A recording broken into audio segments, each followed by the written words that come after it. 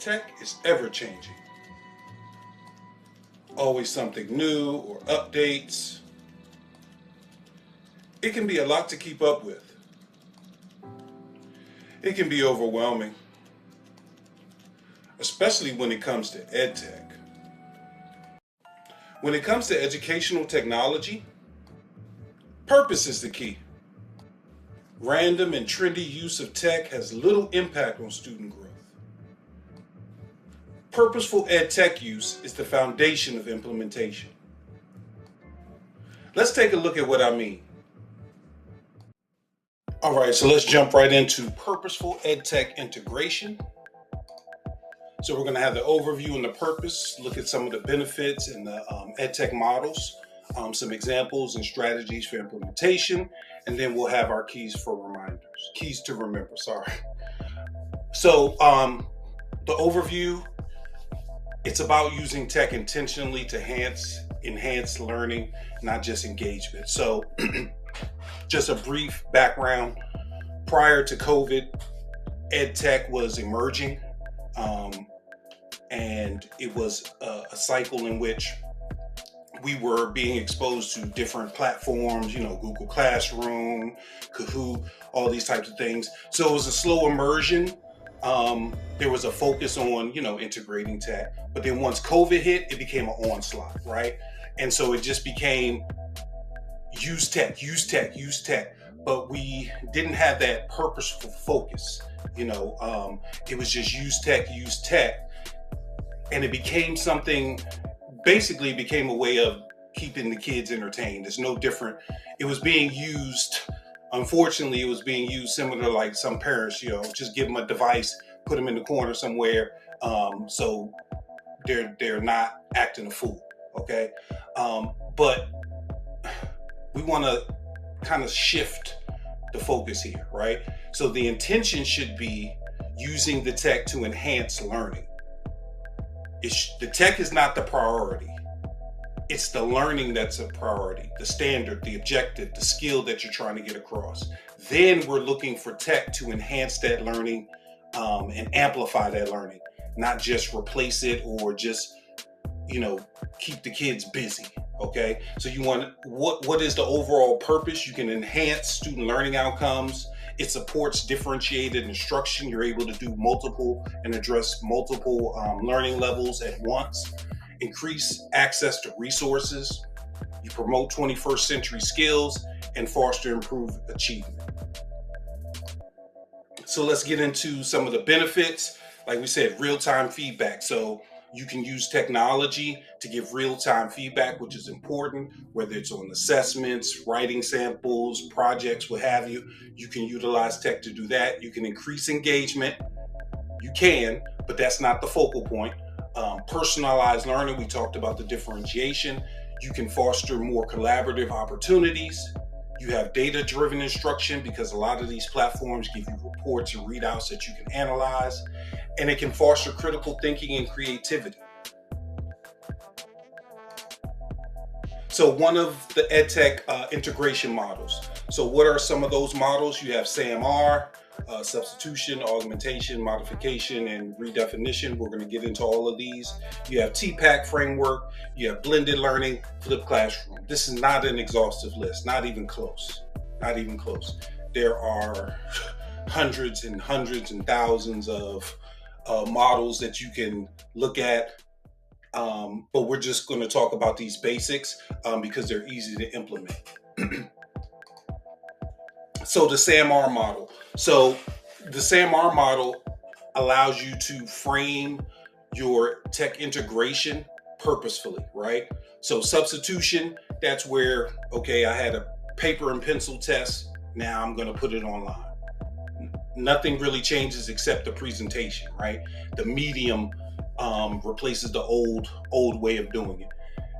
That's a basic use of technology. It's not going to change the students' understanding of the material or anything like that. It's just a different format.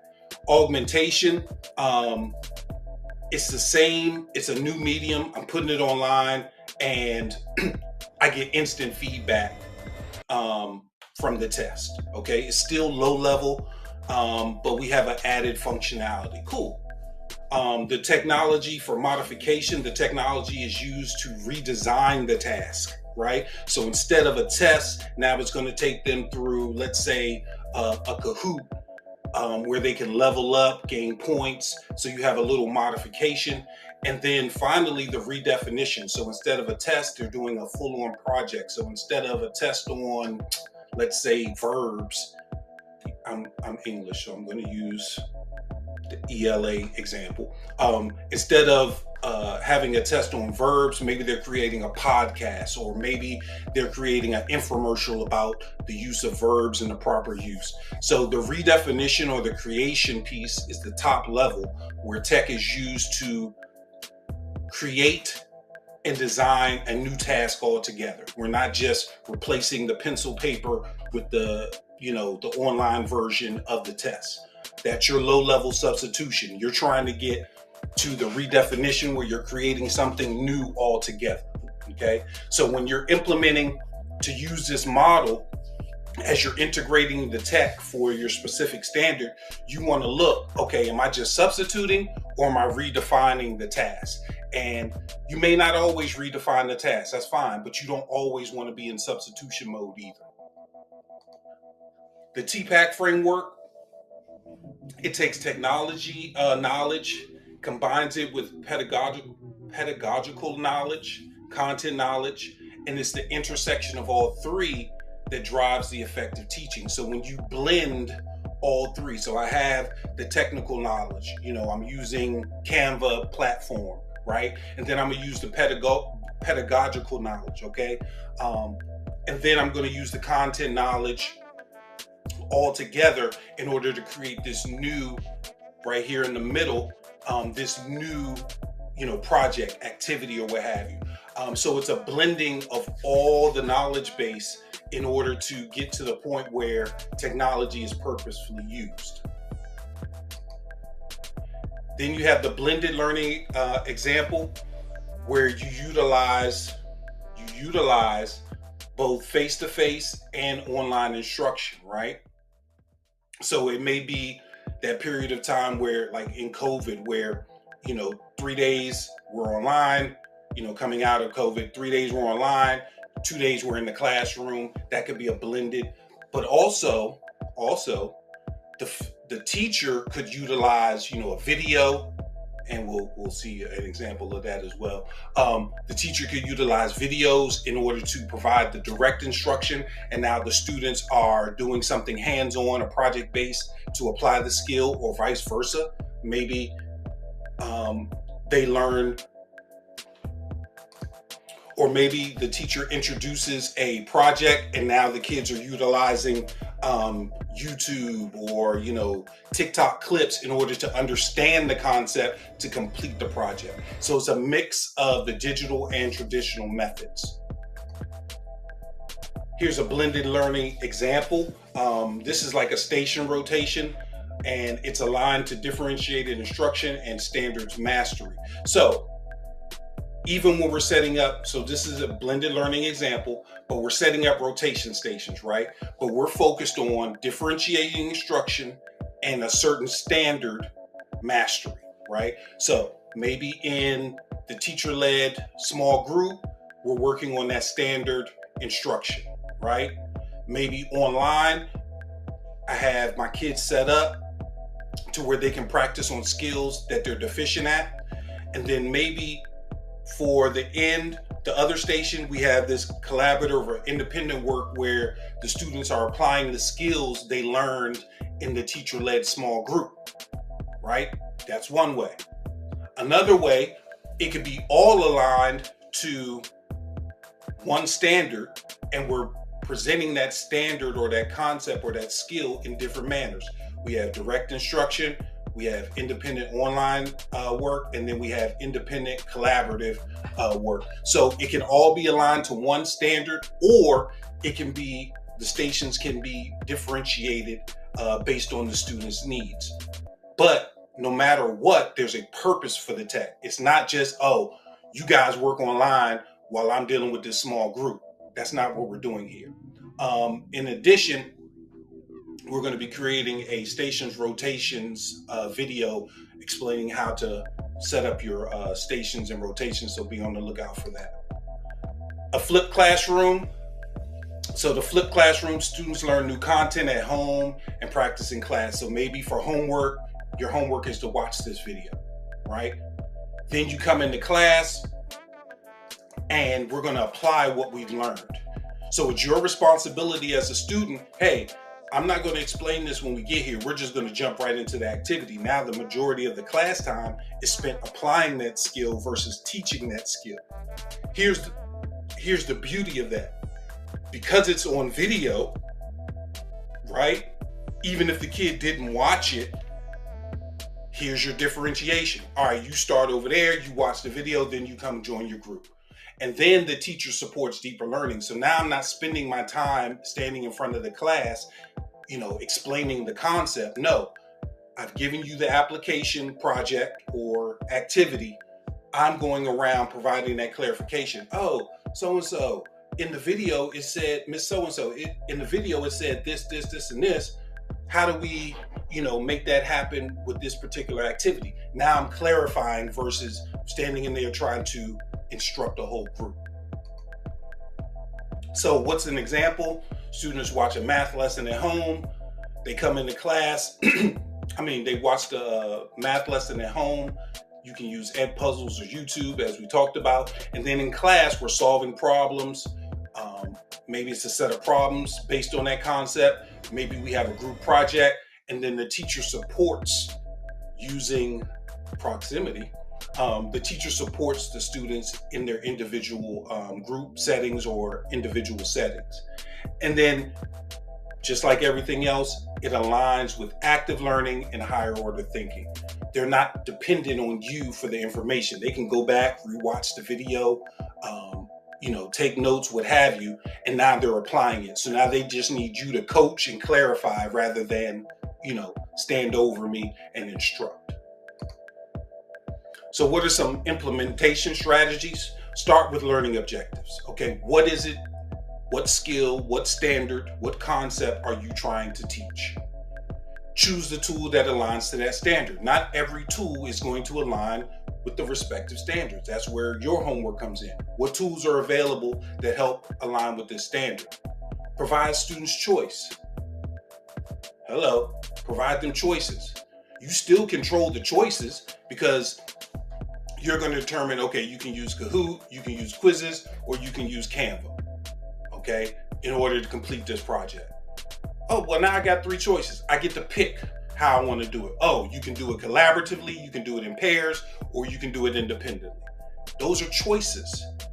You see what I mean? So the kid doesn't feel, I got to work in this group again. And now they're disengaged because they didn't want to work in the group in the first place. Give them choices and use tech to enhance, not replace instruction. Enhance, not replace instruction. Oh, but Charles, you said use in the flipped classroom, use the video to provide the direct instruction. I did. And then what is the teacher doing in the classroom when the kids come in? They're clarifying and coaching. That enhances instruction. Because now I can deal with their specific questions rather than this one size fits all direct instruction. Half of them don't get it anyway. And now I got to go over this lesson multiple times. No. So what are some additional strategies? Model digital literacy. Show them. If you haven't gone through a digital citizenship program, model that digital literacy by having them go through a digital citizenship program about plagiarism, about copyright, about privacy. Okay? Scaffold tech use, just like you would any other skill. Oh, I'm gonna let y'all use Canva. What is Canva? Oh, y'all already know, it's an online platform. They should know how to use it. No. Show them how to use the platforms that they may not be familiar with, okay? And use formative assessments as tools, right? You have your projects, you have your Kahoot results, right? You have your exit ticket results. So you can use these things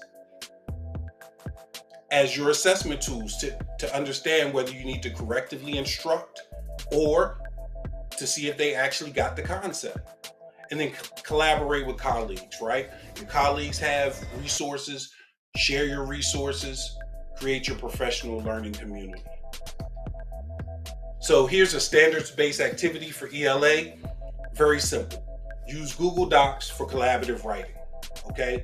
So instead of having the kids write an essay, okay, they do that another day. This time, you're going to use Google Docs to write it, and then we're going to do a peer review. So you're going to share editing rights with your partner, and they can put their comments. Oh, this doesn't make sense. Now they have instant feedback. It's peer feedback. Only those two know the information, and now they get a chance to correct before they submit it to you. And this aligns with the writing collaboration standards. For math, you can use Desmos for graphing. Students analyze patterns and relationships. It aligns with the algebra standards. And it's very targeted. It's purposeful. This is just one lesson. This is not, the whole school year. This is just one lesson. So instead of me standing up there, trying to explain graphing, blah, blah, blah, we'll use an online platform to highlight this skill. You'll analyze the patterns and relationships. I'll have an assessment activity for that. We're done for the day. Standards-based for science. Excuse the quotation. For science, you use virtual labs, experiment simulation, and data analysis, and it aligns with the inquiry standards. So what are some of the keys to remember? Remember, purpose over tool.